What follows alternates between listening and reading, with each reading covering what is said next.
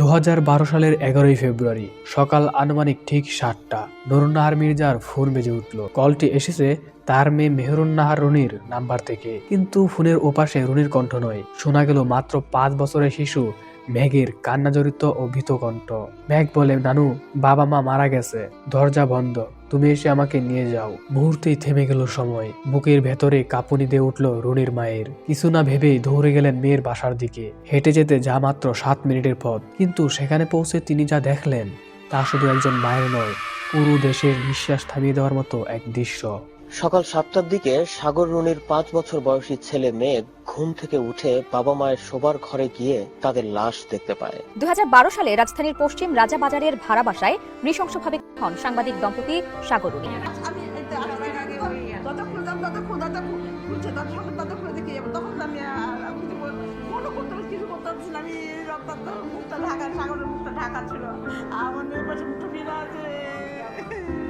তোমাকে কি বলছে? ধমক দিচ্ছে? বলছে যে এই কথা বলবি না, এটা বলছে?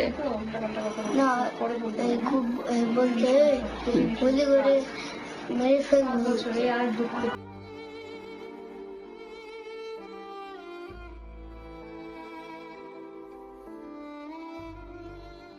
আসসালামু আলাইকুম, আমি আবু নাইম। ইতিমধ্যে আপনারা বুঝে গেছেন আজকে আমরা কোন ঘটনা নিয়ে আলোচনা করব। বলতে গেলে এটা কেবল একটি মার্ডার মিস্ট্রি নয়, এটি বাংলাদেশের বিচার ব্যবস্থার একটি সবচেয়ে বড় ব্যর্থতা। সাগর সারোয়ার এবং মেহেরুন্নাহার রনি দেশের দুইজন প্রথম সারির সাহসী সাংবাদিক ছিল। 2012 সালের 11 ফেব্রুয়ারি থেকে আজ 2025 সাল, প্রায় এক যুগ সময় পার হয়ে গেল। এই মার্ডারের তদন্ত প্রতিবেদন জমা দেওয়ার তারিখ 114 বার পিছিয়েছে। র্যাব, ডিবি, সিআইডি সবাই তদন্ত করেছে। বিভিন্ন মাধ্যম থেকে বলা হয় যে সেই রাতে ডাকাতের আক্রমণ হয়েছিল, কিন্তু কেন তারা এত স্বর্ণ অলংকার বাদ দিয়ে সাগরের ল্যাপটপটি নিয়ে গেল?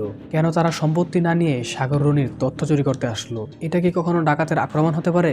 আজকের এই ভিডিওতে এই প্রশ্নের উত্তরগুলো আমি ধাপে ধাপে বলবো, এবং বলবো সেদিন রাতে সাগর রনির সাথে আসলে কি হয়েছিল। তাহলে চলুন শুরু করা যাক।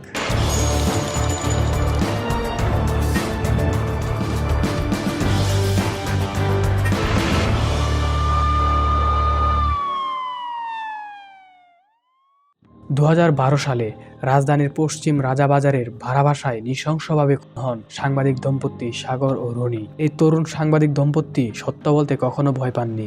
গোলাম সারোয়ার সাগর এবং মেহেরুন্নাহার রনি বাংলাদেশে তারা অত্যন্ত পরিচিত মুখ ছিলেন। সাগর সারোয়ার তার কেরিয়ার শুরু করেছিল প্রিন্ট মিডিয়ায়। রিপোর্ট লেখা, সংবাদ সংগ্রহ সবকিছুতেই তিনি ছিলেন অনন্য। অন্যদিকে রনি নিজেকে গড়ে তুলেছিলেন রিপোর্টিং এবং সংবাদ উপস্থাপনায়। 2007 সালে সাগরের কাছে এক বড় সুযোগ আসে জার্মানির বনে যাওয়ার। সেখানে তিনি ডয়চে ভেলেতে সংবাদ উপস্থাপক এবং প্রতিবেদক হিসাবে কাজ করেন। সেই সময় রনি ছিলেন এটিএন বাংলার সিনিয়র রিপোর্টার। তার কণ্ঠ ছুঁয়ে গিয়েছিল হাজারো বাঙালির মন। সাগর সারোয়ার ছিলেন একজন পড়াশোনা জানা গভীর বুদ্ধিসম্পন্ন মানুষ। তিনি ছিলেন আপোষহীন। অন্যদিকে মেহেরুন্নাহার রনি ছিলেন এটিএন বাংলার সিনিয়র ক্রাইম রিপোর্টার। যে কোনো ভয়ঙ্কর অপরাধের স্পটে রনি সবার আগে পৌঁছে যেতেন। এই দম্পতি ছিল ম্যাগের পুরো পৃথিবী। 10 ফেব্রুয়ারির সকালটা ছিল একদম স্বাভাবিক। ম্যাগ স্কুলে গেছে, সাগর রনি কাজে। কিন্তু তদন্তে বেরিয়ে আসে সেদিন বিকাল 4:52 তৌফিক নামে একজন রহস্যময় ব্যক্তি ওই ফ্ল্যাটে ঢুকেছিলেন। রেজিস্টার খাতায় তার প্রকাশ্যে তথ্য থাকলেও তিনি কখন বের হয়েছেন তার কোনো তথ্য ছিল না। সাগর সারোয়ার সেদিন রাত 2টায় অফিস শেষ করে বাসায় ফিরেন। ম্যাগ তখন ঘুমে। রনির সাথে সাগরের কথা হয়, কিন্তু রাত 3টা থেকে 5টার মধ্যে এমন কিছু ঘটে যা পুরো দেশকে কাঁপিয়ে দেয়। ফরেন্সিক রিপোর্টারে যা পাওয়া গেছে তা শুনলে আপনার গা শিউরে উঠবে। খুনিরা ছিল অত্যন্ত হিংস্র। সাগরকে হত্যা করার আগে খুনিরা তার হাত ও পা বিছানার চাদর দিয়ে বেঁধে ফেলেছিল। এরপর শুরু হয় পৈশাচিক হামলা। সাগরের শরীরে অন্তত 28টি ছুরিকাঘাত চিহ্ন পাওয়া যায়। এটি প্রমাণ করে খুনিদের মনে কতটা আক্রোশ ছিল। রনির উপর আঘাতের সংখ্যা কম থাকলেও তার পেটে গভীর জখম ছিল। অতিরিক্ত রক্তক্ষরণে তার মৃত্যু হয়। কিন্তু রহস্যটা অন্যখানে। তদন্তকারীরা দেখলেন আলমারিতে দামি গয়না, ড্রয়ারে থাকা লাখ টাকাতেও এই খুনিরা হাত দেয়নি। খুনিরা শুধু সাগরের ব্যবহৃত সেই ল্যাপটপটি এবং তাদের 2টি ফোন নিয়ে গিয়েছিল। তারা যদি পেশাদার চোর হতো বা ডাকাত হতো তাহলে তো তারা অলংকার, টাকা এসব নিয়ে যেত, কিন্তু তারা ছিল তথ্যের চোর। পেশাদার ডাকাত নয়। প্রশাসন দাবি করেছিল খুনিরা গ্রিল কেটে ঢুকেছে, কিন্তু সাধারণ মানুষের চোখও ফাঁকি দেওয়া সম্ভব হয়নি। জ্বালানার সেই শুরু গ্রিল দিয়ে কোনো মানুষ তো দূরের কথা, একজন বাচ্চাও প্রবেশ করতে পারবে না। তার মানে খুনিরা কি তবে পরিচিত কেউ ছিল, নাকি তারা দরজা দিয়ে ঢুকেছিল? খুনের এই মোটিভ নিয়ে 3টি থিওরি আজও মানুষের মুখে মুখে। থিওরি 1, জ্বালানির দুর্নীতি। সাগর সারোয়ার তখন জ্বালানি খাতের রাঘব বলদের এক বিশাল লুটপাটের প্রতিবেদন তৈরি করেছিল। ধারণা করা হয় সেই ল্যাপটপে এমন কিছু তথ্য ছিল যা প্রকাশিত হলে সরকারের অনেক উচ্চপদস্থ, অনেক শীর্ষপদস্থ ব্যক্তিরা ফেঁসে যেত। থিওরি 2, পিলখানা সংযোগ। সবচেয়ে আলোচিত তথ্য হলো সাগরের কাছে 2009 সালের বিডিআর বিদ্রোহ বা পিলখানা হত্যাকাণ্ডের কিছু অপ্রকাশিত এবং অত্যন্ত সংবেদনশীল ভিডিওর ফুটেজ ছিল। অডিও ক্লিপ অনুযায়ী সাগর তখন সেই ফুটেজটি সিডি করার জন্য একটি স্টুডিওতে দিয়েছিল এবং সেই স্টুডিওতে থেকেই সেই তথ্যটা খুনিদের কাছে পৌঁছে যায়। থিওরি 3, পলিটিক্যাল ষড়যন্ত্র। এটিএন বাংলার তৎকালীন মালিক মাহফুজুর রহমান অদ্ভুত কিছু দাবি করেছিলেন, যা ওই সময়ের সাংবাদিকরা সব প্রত্যাখ্যান করেছিল। তৎকালীন স্বরাষ্ট্রমন্ত্রী সারা খাতুন বলেছিলেন 48 ঘন্টার মধ্যে বিচার হবে। 48 ঘন্টার মধ্যেই যাতে করে এই হত্যাকারীদের যাতে ধরা যায়, দ্রুততম সময়ের ভিতরে আমরা হত্যাকারীদের শনাক্ত করে গ্রেপ্তার করতে পারবো। আজ 13 বছরে 1 লক্ষ ঘন্টার বেশি সময় পার হয়ে গেছে। 114 বার তদন্ত প্রতিবেদন জমা দেওয়ার তারিখ পিছানো হয়েছে।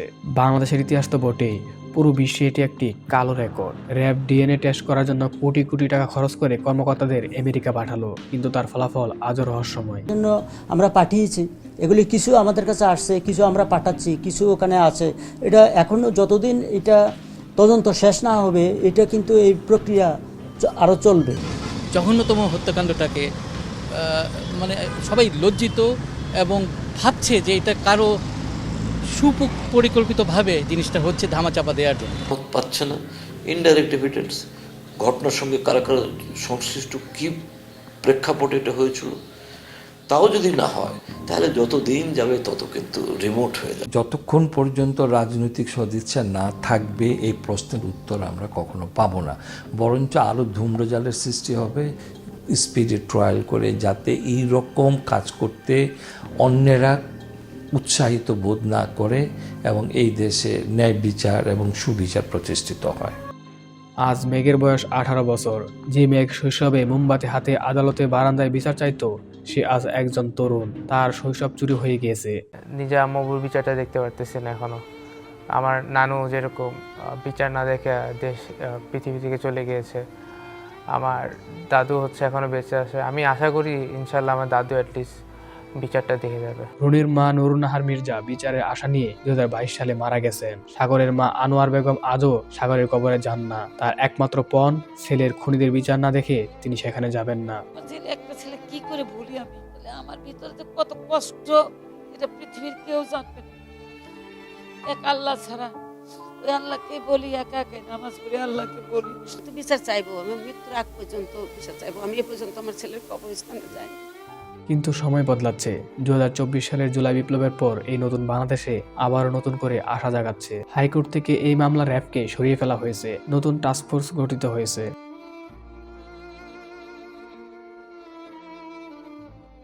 আমরা কি পারবো মেঘকে তার বাবা মায়ের খুনিদের পরিচয় করে দিতে? আমরা কি পারবো সেই অভিশপ্ত ল্যাপটপে কি ছিল তা সবার সামনে আনতে? সাগর এবং রুনি সশরীরে আমাদের মাঝে নেই, কিন্তু তাদের রক্ত আজও রাজাবাজারের সেই দেয়ালগুলোতে বিচার চাইছে। যে রাষ্ট্র সত্য প্রকাশকারী সাংবাদিকদের রক্ষা করতে পারে না, সেই রাষ্ট্রের ভিত্তি একদম নড়বড়ে। মেঘের সেই 5 বছর বয়সের আর্তনাদ আজও আমাদের কানে বাজে। নানু, দরজা বন্ধ। আজ সময় এসেছে বিচারহীনতার সেই বন্ধ দরজা ভেঙে ফেলার। তোমার নানু ফোন দিছে? হ্যাঁ, নিজে আসছে। যেমন নিজে আসছে। বাবা, তুমি চোরগুলাকে কি আগে দেখেছো? কোথায় দেখেছিলা আগে? ওই যে আগে আমার মার রুমে। আপনাদের কি মনে হয় প্রতিবেদন জমা দেওয়ার তারিখ 114 বার পিছানোর পিছনে অদৃশ্য হাতটি কার? কমেন্টে আপনার মতামত জানান। সাগর রুনির এই বিদ্রোহ আত্মার শান্তি কামনা করে আজকের ভিডিওটি এখানে শেষ করছি। বিচার একদিন হবেই। আল্লাহ হাফেজ।